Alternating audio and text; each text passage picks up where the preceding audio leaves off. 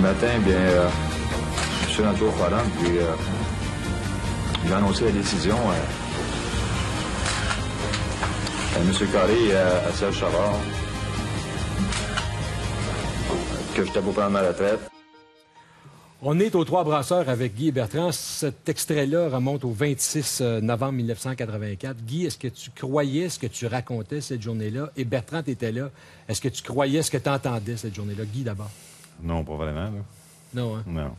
J'étais pas une personne convaincue, mais je pense que il y avait... lorsque j'avais annoncé de prendre ma retraite, et Ronald est arrivé tout de suite, on t'offre une job à vie... Ça mettait le clou sur le cercueil. Là. Toi, comme journaliste, Bertrand, qui avait suivi les péripéties... Bien, premièrement, le samedi soir, quand il a pris sa décision, il n'a pas fait le voyage à Boston. Et il n'était pas blessé. Puis dans ce temps-là, bien, on peut nous inventer toutes sortes d'histoires, mais on savait qu'il se passait quelque chose. Et quand c'est arrivé, cette fameuse conférence de presse-là, c'était comme quelque chose d'impossible. Parce qu'il était encore jeune.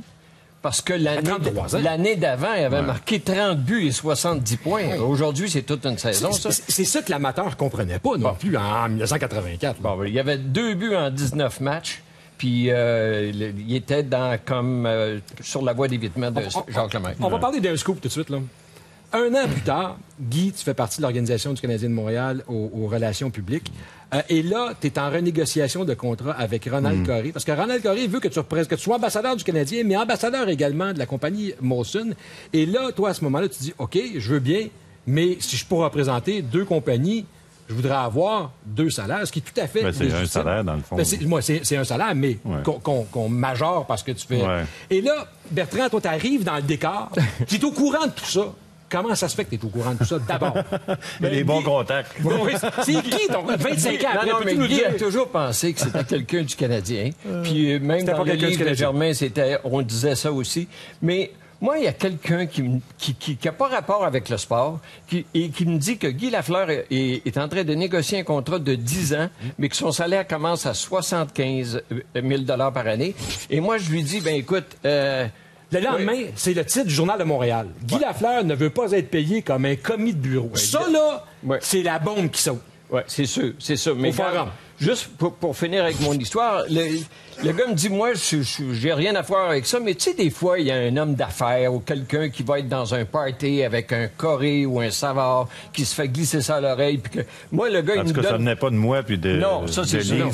C'est sûr. Comme tu as dit, aujourd'hui, tu as dit... ma femme est au courant, moi je suis au courant, Serge Savard et Ronald Coré.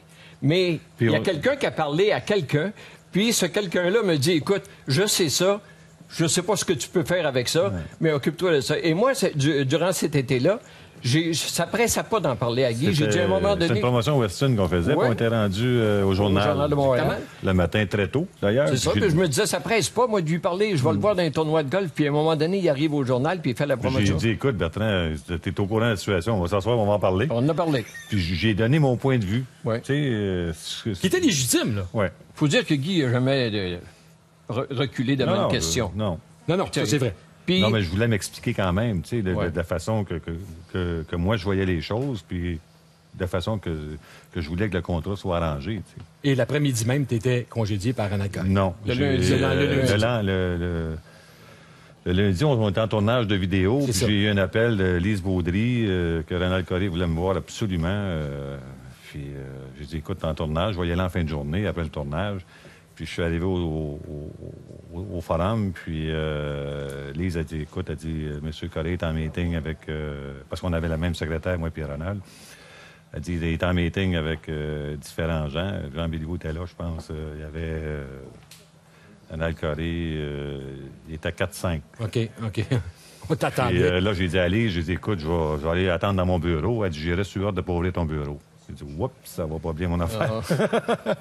Fait que là, j'ai attendu, puis tout le monde a sorti. Puis Ronald, il est sorti avec la main tendue, puis il m'a remis une lettre, t'es remis de tes fonctions. Alors, sa sortie du forum, bien, ça découlait de cette histoire-là. Oui. Et moi, qui a tout le temps été... qui a suivi sa carrière à la trace, qui l'a toujours aimé, là, je me dis, il est en train de sortir du forum. à cause de ce papier-là. Parce que cet après-midi-là, il y a quelqu'un du Canadien qui m'a appelé et il a dit « Bertrand, ta chronique, es-tu écrite pour demain? » J'ai dit « Non, pas encore. Écris-la pas tout de suite. On va avoir une nouvelle tantôt. » Fait qu'eux autres, ils savaient exactement qu'est-ce qui s'en venait. Merci beaucoup de ces précisions, messieurs, 25 ans plus tard. Guy, est-ce que tu chantes-tu, toi? Non. Ouais, la petite jument, j'en connais un qui chante, on va aller le voir.